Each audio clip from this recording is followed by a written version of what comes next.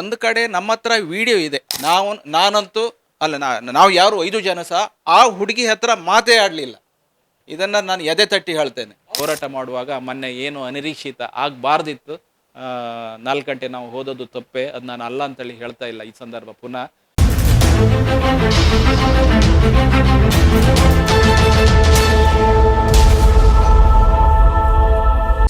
Welcome to our YouTube family. Kudla rampage Akshata ಪೂಜಾರಿಯ ಮನೆಗೆ illegal ಆಗಿ ಪೊಲೀಸರು ಹೋಗಿದ್ರು ಅನ್ನುವಂತ ವಿಚಾರದಲ್ಲಿ ಪ್ರತಿಭಟನೆ ಕೂಡ ನಡೆಯಿತು. ನಂತರ ದೇವೇಂದ್ರ ಮತ್ತು ಅವನ ಮಗ ಮತ್ತು 3 ಪೊಲೀಸರ ವಿರುದ್ಧ FIR ಕೂಡ ದಾಖಲಾಗಿತ್ತು. ಅಂತ ಹೇಳಿದ್ರೆ ಆಶಿಕ್ ಅನ್ನುವಂತ ವ್ಯಕ್ತಿ ದೇವೇಂದ್ರ ಅವರಿಗೆ ಆಕ್ಸಿಡೆಂಟ್ ಮಾಡಿದ್ದ ನಂತರದಲ್ಲಿ ಅಲ್ಲಿ ಕೋರ್ಟ್ ಇವರಿಗೆ ಏನೋ 15 ಲಕ್ಷನೋ ಅಥವಾ 20 ಲಕ್ಷನೇನೋ ಕೊಡಬೇಕು ಅನ್ನುವಂಥ ವಿಚಾರದಲ್ಲಿ ಹೇಳಿತ್ತು. ಬಟ್ ಆಶಿಕ್ ರವರು ಕೋರ್ಟಿಗೆ ಹೋಗಿಲ್ಲ. ಈ ಕಾರಣಕ್ಕಾಗಿ ಪೊಲೀಸರು ಹುಡುಕಾಡೋಕ್ಕೆ ಸ್ಟಾರ್ಟ್ ಮಾಡಿದ್ರು. ಬಟ್ ಅಕ್ಷತಾ ಪೂಜಾರಿ ಅವರ ಮನೆಗೆ ಹೋಗಿರುವಂಥದ್ದು ಇಲ್ಲೀಗಲ್, ಸರಿಯಲ್ಲ ಅನ್ನುವಂಥ ವಿಚಾರದಲ್ಲಿ ಒಂದಷ್ಟು ಜನ ಮಾತಾಡ್ತಾ ಇದ್ದಾರೆ. ನಮ್ಮ ಜೊತೆಗೆ ದೇವೇಂದ್ರರವರೇ ಇದ್ದಾರೆ. ನಾನು ಕೇಳ್ತಾ ಹೋಗ್ತೀನಿ ಏನ್ ಘಟನೆ ನಡೆದಿರುವಂಥದ್ದು ಮತ್ತೆ ಮೊನ್ನೆ ಆಗಿರುವಂಥದ್ದಾದ್ರೂ ಏನು ಅನ್ನುವಂಥ ವಿಚಾರದಲ್ಲಿ. ಸರ್ ನಮಸ್ಕಾರ, ಕಾರ್ಯಕ್ರಮಕ್ಕೆ ಆತ್ಮೀಯ ಸ್ವಾಗತ, ಸುಸ್ವಾಗತ. ಮೊನ್ನೆ ಅವರ ಮನೆಗೆ ನೀವು ಹೋದ್ರು ಅಂತೇಳಿ ಕೇಳ್ಪಟ್ಟೆ, ಏನಕ್ಕೆ? 2014ನೇ ಇಸ್ವಿಯಲ್ಲಿ 11 ವರ್ಷದ ಹಿಂದೆ ನಾನು ಮಲ್ಪೆ ಹೋಗುವಾಗ ಈ ಆಶಿಕ್ ಅನ್ನೋ ಹುಡುಗ ತ್ರಿಬಲ್ ರೈಡಲ್ಲಿ ಬೈಕ್ ಓಡಿಸಿ ಬಂದು ಆಕ್ಸಿಡೆಂಟ್ ಆಗಿತ್ತು. ಆ ಸಂದರ್ಭ ಆಕ್ಸಿಡೆಂಟ್ ಆದ್ದು ಕೂಡ ನನಗೆ ಗೊತ್ತಿಲ್ಲ. ಯಾಕಂತ ಹೇಳಿದರೆ ನನಗೆ ತಲೆಗೆ ಪೆಟ್ಟು ಬಿದ್ದು ಪ್ರಜ್ಞೆ ಹೋಗಿದೆ. ನಾನು ಕಂಪ್ಲೀಟ್ ಈ ತಲೆ ಇದೆಲ್ಲ ಕಟ್ಟಾಗಿ, ಇದೆಲ್ಲ ಕಣ್ಣೆಲ್ಲ ಈ ಸೈಡೆಲ್ಲ ತಿರುಗಿ ಹೋಗಿ, ಈ ಮುಖ ಎಲ್ಲ ಒಡೆದು ಹೋಗಿ, ಈ ಕುತ್ತಿಗೆ ಪೆಟ್ಟಾಗಿ, ಬೆನ್ನು ಪೆಟ್ಟಾಗಿ, ಮತ್ತು ಬೇರೆ ಬೇರೆ ಎಲ್ಲ ಫ್ರ್ಯಾಕ್ಚರ್ ಇದೆ. ರೋಡಲ್ಲಿ ಮಲ್ಕೊಂಡಿದ್ದೆ ಬಹುಶಃ ಸೈಡಲ್ಲಿ. ನನಗೆ ಅಂದರೆ ನನಗೆ ಏನು ಆಗ್ತಾ ಉಂಟಂತ ನನಗೆ ಗೊತ್ತಾಗ್ತಾಯಿಲ್ಲ. ಯಾಕಂತ ಹೇಳಿದರೆ ಅದು ಬ್ರೈನು, ಮುಖ, ಕಣ್ಣು, ಕಿವಿ ಎಲ್ಲದು ಕಡೆ ಪೆಟ್ಟು ಬಿದ್ದುದರಿಂದ, ಬೆನ್ನು, ಕೈ, ಕಾಲಲ್ಲಿ ಪೆಟ್ಟು ಬಿದ್ದುದರಿಂದ ನನಗೆ ಸಾಧಾರಣ ಮಟ್ಟಿಗೆ ಒಂದು 6 ತಿಂಗಳು ಬಿಟ್ಟು ಸಾಧಾರಣ ಮಟ್ಟಿಗೆ ನಾನು ಎಲ್ಲಿದ್ದೇನೆ ಅನ್ನೋದು ಗೊತ್ತಾಗುವ ಪರಿಸ್ಥಿತಿ ಬಂತು. ಹೀಗೆ ಮುಂದುವರೆದು ಆಸ್ಪತ್ರೆಯಲ್ಲಿ 18 ಬಾರಿ ಅಡ್ಮಿಟ್ ಆಗೋದು, ಡಿಸ್ಚಾರ್ಜ್ ಆಗೋದು. ಅಂದರೆ ಒಂದೊಂದು ನನ್ನ ಬಾಡಿಯಲ್ಲಿ ಏನೇನು ಸಮಸ್ಯೆ ಇದೆ ಅದಕ್ಕೆಲ್ಲ ನಾನು ಚಿಕಿತ್ಸೆ ಪಡೆದು ಒಂದು ಹಂತಕ್ಕೆ ಬರಲಿಕ್ಕೆ ಸಾಧಾರಣ 4-5 ವರ್ಷ ಬೇಕಾಯಿತು. ಎದುರುಗಡೆ ಬೈಕಿನೊಂದು ಇನ್ಶೂರೆನ್ಸ್, ಲೈಸೆನ್ಸ್ ಇದೆಲ್ಲ ಇಲ್ಲದೆ ಇರುವುದು, ಮತ್ತು ನನ್ನ ಈ ವೈದ್ಯಕೀಯ ಏನು ನನ್ನ ಆರೋಗ್ಯ ಸಮಸ್ಯೆ ಹೇಳ್ತಾ ಇದ್ದೇನೆ, ಇದನ್ನೆಲ್ಲ 7 ವರ್ಷ ಕೋರ್ಟು ತನಿಖೆ ಮಾಡಿ ಅದರ ಬಗ್ಗೆ ಆದೇಶ ಮಾಡ್ತು. ಇಂತಿಷ್ಟು 15 ಲಕ್ಷ ಆವಾಗ ಪರಿಹಾರ ನೀಡಬೇಕಂತೇಳಿ. ಹಾಗೆ ಆ ವ್ಯಕ್ತಿಗಳು ಪರಿಹಾರ ನೀಡಲಿಲ್ಲ. ಅದು ಮತ್ತೆ ಮುಂದುವರೆದು ಎಕ್ಸಿಕ್ಯೂಷನ್ ಕೇಸ್ ಅಂತೇಳಿ ಆಗ್ತದೆ. ಎಕ್ಸಿಕ್ಯೂಷನ್ ಕೇಸಲ್ಲಿ ಅವರಿಗೆ ಅರೆಸ್ಟ್ ಆರ್ಡರ್ ಆಯಿತು. 1 ಸಲ 2 ಸಲ 3 ಸಲ ತಪ್ಪಿಕೊಂಡ್ರು. ಇನ್ನೂ ಮುಂದುವರೆದು ಮತ್ತೆ ನನ್ನ ಈ ಆಕ್ಸಿಡೆಂಟ್ ಕೇಸನ್ನು ಪರಿಹಾರ ನೀಡುವುದಕ್ಕೆ ಅವರುಗಳು ಮುಂದಾಗದೆ ಹೈಕೋರ್ಟಲ್ಲೂ ಕೂಡ ನನ್ನ ಸಹಿಯನ್ನು ನಕಲಿ ಸಹಿ ಮಾಡಿ ಆ ಕೇಸನ್ನು ಏನೋ ಈ ಆಕ್ಸಿಡೆಂಟು ಆರ್ಡ್ರ್ ಇದೆಯಲ್ಲ ಇದನ್ನು ಸದ್ಯದ ಪರಿಸ್ಥಿತಿಗೆ ತಪ್ಪಿಸಿಕೊಳ್ಳುವುದಕ್ಕೆ ನನ್ನ ಸಹಿಯನ್ನು ಹಾಕಿ ಸುಳ್ಳು ಫೈಲಿಂಗ್ ಮಾಡಿರ್ತಾರೆ ಹೈಕೋರ್ಟಲ್ಲಿ. ದೇವೇಂದ್ರ ಸುವರ್ಣರವರು ಈಗ ಏನು ನಮ್ಮ ಕೆಳ ಕೋರ್ಟಲ್ಲಿ ಜಡ್ಜ್ಮೆಂಟ್ ಆಗಿದೆ 15 ಲಕ್ಷ, ಇದು ಸಾಕಾಗುವುದಿಲ್ಲ, ಹೆಚ್ಚಿನ ಪರಿಹಾರ ಬೇಕಂತೇಳಿ ಹೈಕೋರ್ಟಿಗೆ ಹಾಕಿರ್ತಾರೆ ಅವರು. ಅದು ಅಂದರೆ ಮತ್ತೆ 2-3 ವರ್ಷ ಓಡಲಿ ಅನ್ನೋದು ಅವ್ರದ್ದು ಉದ್ದೇಶ ಆಗಿತ್ತು ಬಹುಶಃ. ಅದು ಕೂಡ ಬೆಂಗಳೂರು ಶಂಕರ್ AC ಅಂತೇಳಿ ಆ ಫೈಲಲ್ಲಿ ಕಾಣ್ತಾ ಇತ್ತು.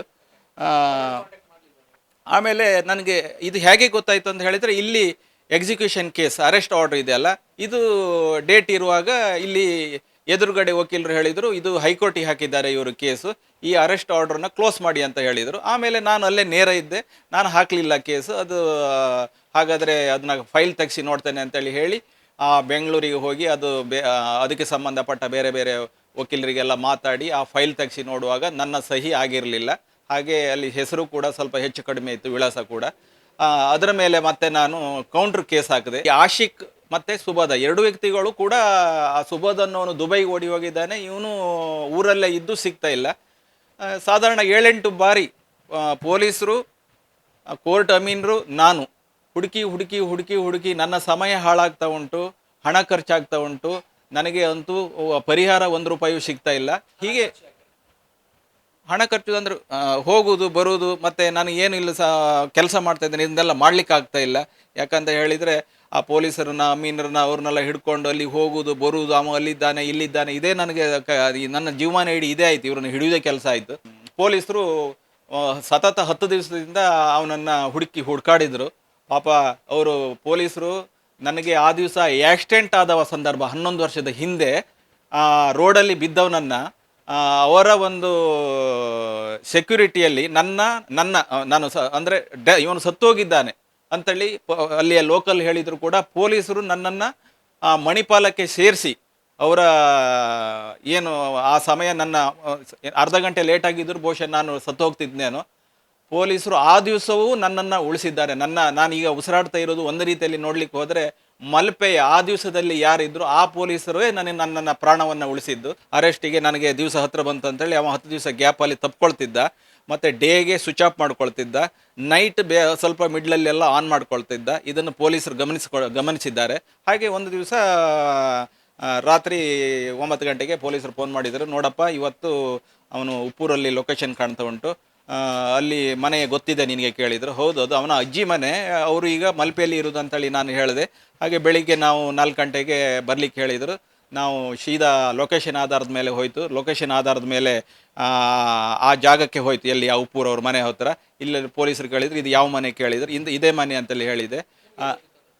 ನಾನು ಮೊದಲು ನೋಡಿದ್ದೆ ಮನೆಯನ್ನು ನೋಡಿದ ಮನೆಗೆ ಹೋಗಲಿಲ್ಲ.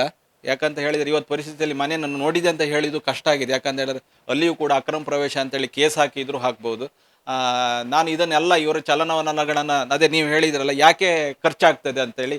ಯಾಕಂತ ಹೇಳಿದ್ರೆ ನನ್ನ ಮನೆಗೂ ಅಲ್ಲಿಗೆ 30 ಕಿಲೋಮೀಟರ್ ದೂರ ಇದೆ. ನನಗೆ ಅಲ್ಲಿ ಯಾರ್ದು ಪರಿಚಯ ಇರಲಿಲ್ಲ. ನನಗೆ ಈ ವ್ಯಕ್ತಿಯನ್ನು ಹುಡುಕಾಡೋ ವಿಷಯದಲ್ಲಿ ನನಗೆ ಸಿಕ್ಕಾಪಟ್ಟೆ ಖರ್ಚಾಗಿದೆ. ಯಾಕಂತ ಹೇಳಿದ್ರೆ ನನ್ನ ಸಮಯ, ಎಲ್ಲೆಲ್ಲ ಅವನ ಮನೆ, ಅವನ ಫ್ರೆಂಡ್ ಯಾರು, ಅವನ ನಂಬರ್ ಏನು ಎಲ್ಲ ಹುಡುಕಿ ನನಗೆ ನನ್ನ ಸಾಕಾಗಿದೆ ನನಗೆ ಜೀವನ. ಹೀಗೆ ಅಲ್ಲ, ಉಪ್ಪೂರಲ್ಲಿ ಮನೆ ಅಂದರೆ ನಮಗಲ್ಲಿ ಮಲ್ಪೆಯಲ್ಲಿ ಯಾರೋ ಹೇಳಿದ್ರು ಅವನ ಫ್ರೆಂಡ್ಗಳೇ. ನಾವು ಆ ಆಧಾರದ ಮೇಲೆ ಪೊಲೀಸರು ಕೂಡ ಲೊಕೇಶನ್ ಅಲ್ಲಿಗೆ ಬಂದು ಇದೇ ಮನೆ ಅಂತ ಹೇಳಿದೆ. ನಮಗೆ ಮನೆಯಿಂದ ಸ್ವಲ್ಪ ದೂರದಲ್ಲೇ ಒಂದು ಸ್ವಲ್ಪ ಬಾಗಿಲಿಂದ ಸ್ವಲ್ಪ ದೂರದಲ್ಲೇ ಕಾಣ್ತದೆ. ಅವರು 2 ಕಾರು, ಅವ್ರದ್ದೊಂದು ಕಾರು, ನಾವು ಒಂದು ಕಾರಲ್ಲಿ ಹೋಗಿತ್ತು. ನಮ್ಮ ಕಾರಲ್ಲೂ 3 ಜನ ಪೊಲೀಸರಿದ್ದರು. ಅವರು ಎಷ್ಟು ಜನ ಇದ್ದಂತ ನನಗೆ ಗೊತ್ತಿಲ್ಲ. ಯಾಕಂತ ಹೇಳಿದ್ರೆ ಅವ್ರದ್ದು ದೊಡ್ಡ ಕಾರು ಯಾವುದು ತಗೊಂಡು ಬಂದಿದ್ರು. ಬಹುಶಃ ಹೌದು, ಜೀಪ್ ಅಲ್ಲ, ಕಾರಲ್ಲಿ ಬಂದಿದ್ರು. ಪ್ರೈವೇಟ್ ವೆಹಿಕಲ್ ಹೌದು ಹೌದು ಪ್ರೈವೇಟ್ ಹೌದು. ನಾನು ಮಗ, ಅಂದರೆ ನನ್ನ ಗಾಡಿಯಲ್ಲಿ ಹೇಳೋದು, ನನ್ನ ಮಗ ಮತ್ತು 3 ಜನ ಪೊಲೀಸರು ಬಂದರು. ಅವ್ರ ಗಾಡಿಯಲ್ಲಿ 2-3 ಜನ ಇದ್ದರು. ಅವರು ಎಲ್ಲ ಬರಲಿಲ್ಲ ಮನೆ ಬಾಗಿಲಿಗೆ, ಕಾರಲ್ಲಿದ್ದರು, ಎಲ್ಲರೂ ಬರಲಿಲ್ಲ. ಆ ಮನೆಗೆ ಅವರು 3 ಜನ ಪೊಲೀಸರು ಮನೆ ಬಾಗಿಲಿಗೆ ಹೋಗಿದ್ದಾರೆ. ನಾನು ಮತ್ತು ನನ್ನ ಮಗ ಹಿಂದೆ ನಿಂತ್ಕೊಂಡಿತ್ತು, ಮತ್ತು ವಿಡಿಯೋ ಮಾಡ್ಕೊಂಡಿದ್ದಾರೆ. ಕಾರಲ್ಲಿ ಇದ್ದರು, ಅವ್ರ ಕಾರಲ್ಲಿ 2-3 ಜನ ಇದ್ದಾರೆ ಅಷ್ಟೇ. 2 ಕಾರಲ್ಲಿ ಹೋಗಿದ್ರಿ. ಒಂದು ನಿಮ್ಮ ಕಾರಲ್ಲಿ, ನೀವು, ನಿಮ್ಮ ಮಗ ಮತ್ತೆ 3 ಜನ ಪೊಲೀಸರು ನಿಮ್ಮ ಕಾರಲ್ಲಿ ಬಂದಿದ್ರು. ಮತ್ತೆ ಒಂದು ಕಾರಲ್ಲಿ ಬಂದಿದ್ರಲ್ವಾ, ಅದರಲ್ಲಿ ಎಷ್ಟು ಜನ ಪೊಲೀಸರು? 3 ಜನ ಇದ್ರು ಅಂದಾಜು. ಅಲ್ಲ, ಒಬ್ರು ಬಂದಿದ್ದಾರೆ ಅದರಲ್ಲಿ. ನಮ್ದ್ರಲ್ಲಿ ಒಬ್ರು ಫೋನಲ್ಲೇ ಮಾತಾಡ್ತಾ ಇದ್ರು. ಒಟ್ಟು 3 ಜನ ಪೊಲೀಸರು ಅವ್ರ ಮನೆ ಬಾಗಿಲಿಗೆ ಬಂದಿದ್ದಾರೆ. ಕೋರ್ಟ್ ಅಮೀನ್ರು ಅವರು 3-4 ಜನ ಕಾರಲ್ಲಿ ಇರುವುದರಿಂದ ಅದರಲ್ಲಿ ಅಮೀನ್ರು ಯಾರು ಎಂತಂದು ನನಗೆ ಗೊತ್ತಾಗಲಿಲ್ಲ. ಅದು ಅಮೀನ್ರು ಮತ್ತು ಲೇಡಿ ಪೊಲೀಸ್ ವಿಷಯ, ಅದು ಅವರೇ. ನಾನು ಅದು ಲೇಡಿ ಪೊಲೀಸ್ ಬಂದಿದ್ದಾರೆ ಒಬ್ಬರು. ಆದರೆ ನಾನು ಆ ಅಮೀನ್ರು ಮತ್ತು ಲೇಡಿ ಪೊಲೀಸ್ ಬಗ್ಗೆ ನಾನು ಅಷ್ಟು ಗಮನ ಕೊಡಲಿಲ್ಲ. ಯಾಕಂತ ಹೇಳಿದರೆ ನಾನು ನೋಡಿದ್ದೀನಿ, ಲೇಡಿ ಪೊಲೀಸ್ ಇದ್ದರು ಹೌದು. ಅಲ್ಲ, ನನಗಿದ್ದದ್ದು ಈ ವ್ಯಕ್ತಿ. ಯಾಕಂತ ಹೇಳಿದ್ರೆ ನನಗೆ ಈ ಲೇಡಿ ಪೊಲೀಸ್ ಅಮೀನ್ರು ನನಗೆ ಬೇಕಾಗಿಲ್ಲ. ಯಾಕಂತ ಹೇಳಿದ್ರೆ ಅವರು ಪೊಲೀಸ್ ಕಾನೂನು ಏನು ಹೇಳ್ತದೆ ಅವ್ರಿಗೆ ಬಿಟ್ಟ ವಿಚಾರ ಅದು. ಬಂದಿದ್ದಾರೆ ಮನೆಗೆ, ಹೌದು ಬಂದಿದ್ರು. ಅಕ್ಷತನ್ ಮನೆಗೆ ಬಂದಿದ್ರು. ಹೌದು, ಒಬ್ಬರು ಲೇಡಿ. ಹೌದು ಹೌದು ಹೌದು ಹೋಗಿದ್ದು. ಹೌದು.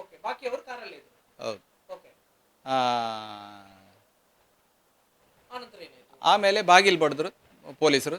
ಬಾಗಿಲು ಓಪನ್ ಮಾಡಿದರು. ವಿಷಯ ನಾವು ಆಶಿಕ್ ಅನ್ನೋನ ಮೊಬೈಲ್ ಲೊಕೇಶನ್ ಇಲ್ಲಿ ಕಾಣ್ತಾ ಉಂಟು. ಹಾಗಾಗಿ ನಾವು ಬಂದಿದ್ದೇವೆ ಅಂತೇಳಿ ಇವರು ಹೇಳಿದರು. ಮನೆಗೆ ಒಳಗೆ ಬರಬೇಡಿ ಅಂತೇಳಿ ಬಹುಶಃ ಅವ್ರ ತಾಯಿ, ಹುಡುಗಿ ತಾಯಿ ಹೇಳಿದ್ದು. ಹುಡುಗಿ ಹತ್ರ ಮಾತಾಡಲಿಲ್ಲ, ಯಾಕಂದರೆ ನಾನು ನೋಡ್ತಾ ಇದ್ದೇನೆ, ಗಮನಿಸ್ತಾ ಇದ್ದೇನೆ. ನಾವು ಕೂಡ ಪೊಲೀಸರು ಮತ್ತು ನಾವು ಕೂಡ ವಿಡಿಯೋ ಮಾಡಿತ್ತು ಮೊಬೈಲಲ್ಲಿ. ಎಲ್ಲರೂ ಮೊಬೈಲ್ ವಿಡಿಯೋ ಮಾಡಿದ್ದೇವೆ. ಅಲ್ಲ, ವಿಡಿಯೋ ಅಂದರೆ ನನ್ನ ಮಗ ಮಾಡಿದ್ದು, ನಾನು ಮಾಡಲಿಲ್ಲ. ಯಾಕಂದರೆ ನನಗಷ್ಟು, ನಾನು ಹೇಳಿದ್ನಲ್ಲ, ವಿಡಿಯೋ ಇದೆ. ಏನೂ ಇಲ್ಲ, ಏನು ಮಾತಾಡಿದ್ದಾರೆ, ಏನು ಅಲ್ಲಿ ನಡೆದಿದೆ ಅಷ್ಟೇ ಇದೆ. ಇದನ್ನು ನಾವು ಡಿಪಾರ್ಟ್ಮೆಂಟಿಗೆ ಮತ್ತು ಕೋರ್ಟಿಗೆ ಕೊಟ್ಟಿದ್ದೇವೆ. ಯಾಕೆ ಅದನ್ನು ನಾವು ಜನರಿಗೆ ತೋರಿಸಲಿ ಅಂತೇಳಿ ಹೇಳಿದರೆ, ಅಲ್ಲಿ ನಡೆದ ಸತ್ಯ ಅವರು ಕೂಡ ತೋರಿಸಲಿ ಅನ್ನೋ ನಮ್ಮ ಉದ್ದೇಶ ಆಗ್ತದೆ. ಮತ್ತು ಇನ್ನೊಂದು ಏನು ಕೇಳಿದರೆ, ನೀವು ಒಳಗಡೆ ಹೋಗಿ, ಅವರ ಆರೋಪ ಏನು ಅಂತ ಹೇಳಿದ್ರೆ, ನೀವು ಒಳಗಡೆ ಹೋಗಿದ್ರಿ, ಆ ಅಕ್ಷತಾ ಅನ್ನುವಳನ್ನು ದೂಡಿದ್ರಿ, ಅವರಿಗೆ ಅವ್ಯಾಜ ಶಬ್ದದಿಂದ ಬೈದಿದ್ರಿ, ಎಲ್ಲಿದ್ದಾನೆ ಹೇಳು ಅನ್ನುವಂಥ ವಿಚಾರದಲ್ಲಿ. ಹೌದು. ಮತ್ತು ಅದೇ ಹೇಳ್ತೇನೆ ಈಗ ಎಂತಂತೇಳಿ, ಆ ಹೆಂಗಸು ಯಾರು, ಆ ಹುಡುಗಿ ತಾಯಿ, ಪೊಲೀಸರು ನೀವು ಬರಬೇಡಿ ಅಂತ ಹೇಳಿದರು ಅವರು. ಇವರು ಕೂಡ ಆಯಿತು ಅಂತೇಳಿ ಹೇಳಿ ನಾವು ವಾಪಸ್ ಬಂತು. ಇಷ್ಟೇ ಘಟನೆ ಬಿಟ್ಟರೆ ಅಲ್ಲಿ ಆ ಹುಡುಗಿ ಹತ್ರ ಸರ್ಚ್ ಮಾಡಲಿಕ್ಕೆ ಒಳಗೆ ಹೋಗ್ಲಿ ಬಿಡಲಿಲ್ಲಲ್ಲ ಇವರು. ಸರ್ಚ್ ಮಾಡುವುದೆಂತ ಹೋಗಲೇ ಇಲ್ಲ. ಮನೆಯ ಬಾಗಿಲಿನ ಹೊರಗಡೆ ನಿಂತಿದ್ರಿ ನೀವೆಲ್ಲ? ಬಾಗಿಲಿನ ಹತ್ರ ನಿಂತಿದ್ರು ಇವರು 3 ಜನ ಮಾತ್ರ. ಅದು ಒಳಗಡೆ ಹೋಗಲಿಲ್ಲ, ಮತ್ತು ಯಾರು ಕೂಡ ಹೋಗಲಿಲ್ಲ. ಮತ್ತು ಹುಡುಗಿ ಹತ್ರ ಪೊಲೀಸರು ಸಹ, ನನ್ನ ಕತೆ ಬಿಟ್ಟಾಕಿ ನಾನಂತೂ ಮಾತಾಡಲೇ ಇಲ್ಲ. ಯಾಕಂದರೆ ನಾನು ಮಧ್ಯೆ ಇವರು ಪೊಲೀಸರು ಸಹ ಇದ್ದಾರೆ ನನ್ನ ಮೇಲೆ. ಅವರು ಆರೋಪ ಮಾಡಿದ್ದಕ್ಕೆ ನಾನು ಅದಕ್ಕೆ ನಿನ್ನೆ ಪ್ರೆಸ್ ಮೀಟಲ್ಲಿ ಏನು ಹೇಳಿದೆ ಅಂತೇಳಿ ಹೇಳಿದರೆ, ನ್ಯಾಯ ಧರ್ಮ ಅನ್ನೋದು ಕಾಪಾಡ್ತದೆ ಅಂತ ಹೇಳಿದ್ದೇನೆ. ಮತ್ತು ಇವಾಗಲೂ ಕೂಡ ಈ ವಿಷಯದಲ್ಲಿ ಹುಡುಗಿಯ ಮೇಲೆ ಹಲ್ಲೆ ಮಾಡಿದ್ದಾರೆ, ಹುಡುಗಿಯೊಂದಿಗೆ ಅಸಭ್ಯ ವರ್ತನೆ ತೋರಿದ್ದಾರೆ. ಹುಡುಗಿ, ಅದು ನಾನು ಅಂತೇಳಿ ಹೇಳ್ತಾ ಇದ್ದಾರೆ, ಹುಡುಗಿಯ ಕೈಯನ್ನು ಟಚ್ ಮಾಡಿದ್ದಾರೆ ಅಂತೇಳಿ ಹೇಳ್ತಾರೆ, ದೂಡಿದ್ದಾರೆ ಅಂತೇಳಿ ಹೇಳ್ತಾರೆ. ಒಂದು ಕಡೆ ನಮ್ಮ ಹತ್ರ ವಿಡಿಯೋ ಇದೆ, ಯಾವುದೇ ದೇವಸ್ಥಾನ, ಎಲ್ಲಿ ಯಾವ ಊರು ಬೇಕಾದರೂ ಅಡ್ಡಿಲ್ಲ, ಅವರು ಯಾವ ದೇವಸ್ಥಾನಕ್ಕೆ ಬರಲಿಕ್ಕೆ ಹೇಳ್ತಾರೆ, ಅಲ್ಲಿ ಬಂದು ನಾನು ಪ್ರಮಾಣ ಮಾಡ್ತೇನೆ. ನಾನು, ನನ್ನ ಮಗ, ಬಹುಶಃ ಪೊಲೀಸರಿಗೂ ಕೇಳ್ತೇನೆ, ಬರ್ಬೋದು ಅವರು ಕೂಡ. ನಾವು ಎಲ್ಲರೂ ಬಂದು ಪ್ರಮಾಣ ಮಾಡ್ತೇವೆ. ನಾನಂತೂ ಅಲ್ಲ, ನಾವು ಯಾರು 5 ಜನ ಸಹ ಆ ಹುಡುಗಿ ಹತ್ರ ಮಾತೇ ಆಡಲಿಲ್ಲ. ಇದನ್ನು ನಾನು ಎದೆ ತಟ್ಟಿ ಹೇಳ್ತೇನೆ. ಅಮ್ಮ ಮತ್ತು ಅಥವಾ ಅಕ್ಷತಾ ಪೂಜಾರಿ ನಿಮ್ಗೆ ಆಗಿರ್ಬೋದು, ಅಲ್ಲಿ ಹೋದಂಥವರಿಗೆ ಯಾರಿಗಾದ್ರೂ ಬೈದ್ರ ಅಥವಾ ಏನಾದರೂ? ಅದು ಸ್ವಲ್ಪ ಏನೋ ಬೈದರು ಅವರಿಗೆ, ಯಾರಿಗೆ, ಪೊಲೀಸರಿಗೆ. ನನಗೇನು ಹೇಳಲಿಲ್ಲ. ನೋಡಿ, ನೀವು ಇಲ್ಲೆಲ್ಲ ಬರಬೇಡಿ, ಮತ್ತೆ ಸುಮ್ಮನೆ ರಗಳೆ ಮಾಡ್ಕೊಳ್ತೀರಿ, ನಮ್ಮ ಮನೆಯಲ್ಲಿ ಗಂಡಸರಿಲ್ಲ, ನೀವು ಆಶಿಕ ಇದ್ರೆ ಅವನ ಮನೆಗೆ ಹೋಗಿ, ಮತ್ತು ಅವ ಎಲ್ಲಿದ್ದ ಅಂತೇಳಿ ನಮಗೆ ಗೊತ್ತಿಲ್ಲ, ಅವನ ಬಗ್ಗೆ ಯಾವುದೇ ಮಾಹಿತಿ ಕೇಳಬೇಡಿ ಅಂತೇಳಿ ಹೇಳಿದ್ದಾರೆ. ಅಲ್ಲ, ಅದು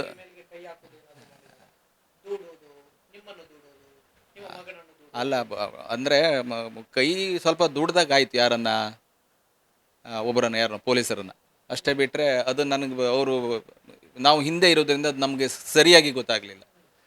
ಇಷ್ಟೇ ಸಣ್ಣಕ್ಕೆ, ಅದು ಏನು ಅಂಥ ದೊಡ್ಡದೇನು ಇದಲ್ಲ. ಯಾಕಂತ ಹೇಳಿದರೆ ಅಲ್ಲಿ ಅಲ್ಲ, ಒಂದು ನಮ್ಮ ತಪ್ಪು ಏನು ಕೇಳಿದರೆ, ಬೆಳಿಗ್ಗೆ 4 ಗಂಟೆ ಸಮಯ ಆಗಿದ್ದರಿಂದ ಅದು ತಪ್ಪೇ ಒಂದು ರೀತಿಯಲ್ಲಿ ನೋಡ್ಲಿಕ್ಕೆ ಹೋದ್ರೆ. ಪೊಲೀಸರಿಗೆ ಎಕ್ಸ್ಪೀರಿಯನ್ಸ್ ಇರುತ್ತೆ, ಅವರು ನಾನಾ ಕಡೆಗಳಿಗೆ ಹೋಗಿರ್ತಾರೆ ಈ ವಾರೆಂಟ್ ತಗೊಂಡು ಅಂತೇಳಿ.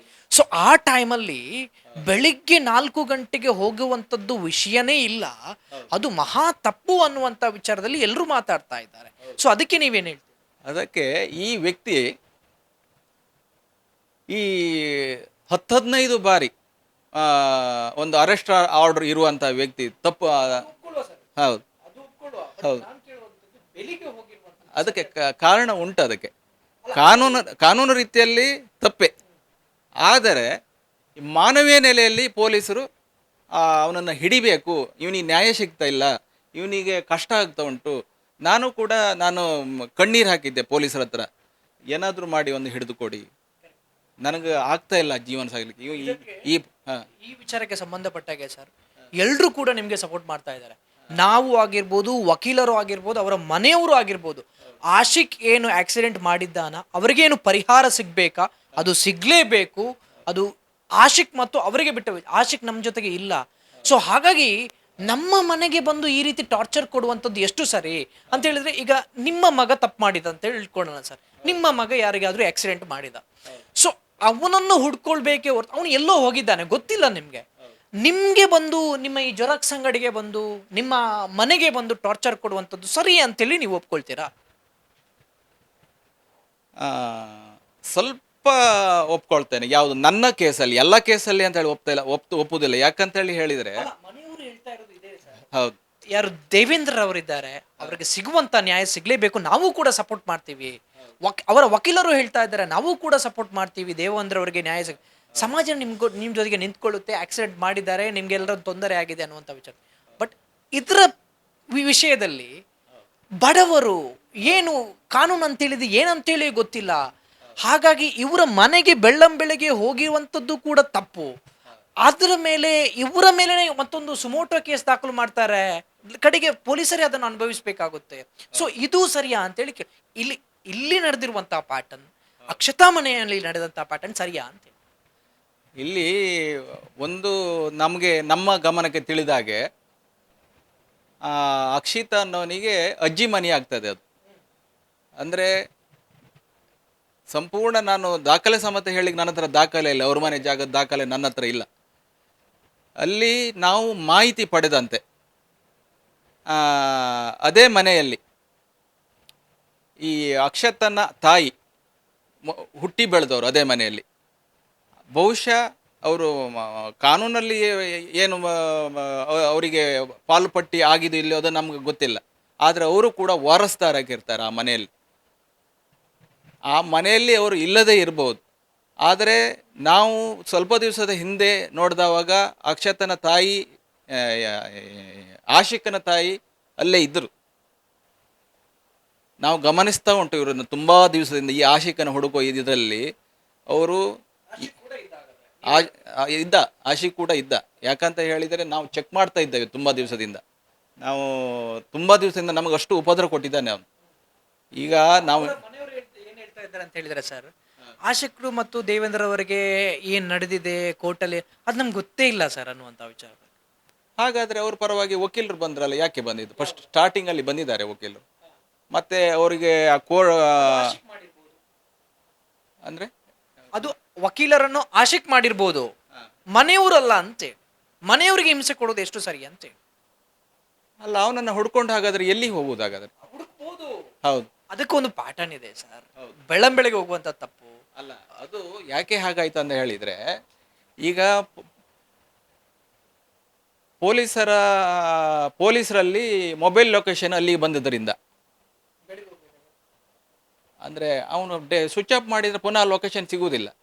ಅವರಿಗೆ ಏನು ನ್ಯಾಯ ಸಿಗ್ಬೇಕು ಅದು ಸಿಗ್ಲೇಬೇಕು, ಅವರಿಗೆ ಏನು ದುಡ್ಡು ಸಿಗ್ಬೇಕು ಅದು ಸಿಗ್ಲೇಬೇಕು, ಎಲ್ಲರೂ ಹೇಳ್ತಾ ಇದ್ದಾರೆ.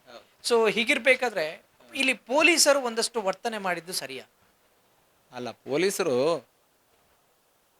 ಪೊಲೀಸರು ಅಲ್ಲಿ ಮಾನವೀಯ ನೆಲೆಯಲ್ಲಿ ನೋಡ್ಲಿಕ್ಕೆ ಹೋದ್ರೆ ಇದು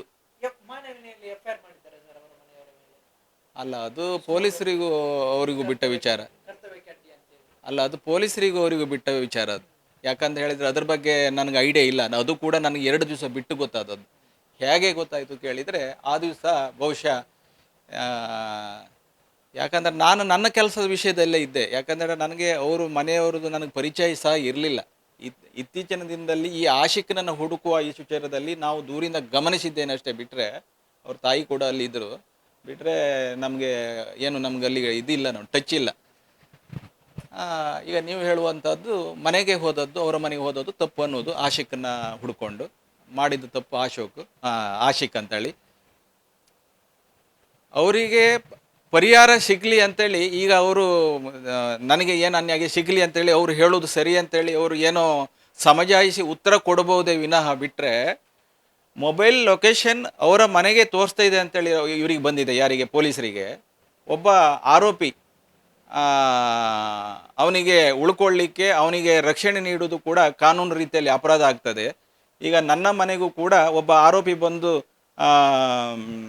ನನ್ನ ಜಾಗದ ಒಳಗೆ ಇದ್ದರೆ ಆ ಕ್ಷಣ ಪೊಲೀಸರಿಗೆ ಬರಲಿಕ್ಕೆ ಅವಕಾಶ ಇದೆ ಅಂಥೇಳಿ ನನಗೆ ಮೇಲ್ನೋಟಕ್ಕೆ ಕಾಣ್ತದೆ. ಯಾಕಂದರೆ ನಾನು ಕೂಡ ಲಾ ಓದವನಲ್ಲ. ಆ ದೃಷ್ಟಿಯಲ್ಲಿ ಪೊಲೀಸರು ಹೋಗಿರ್ಬೋದು.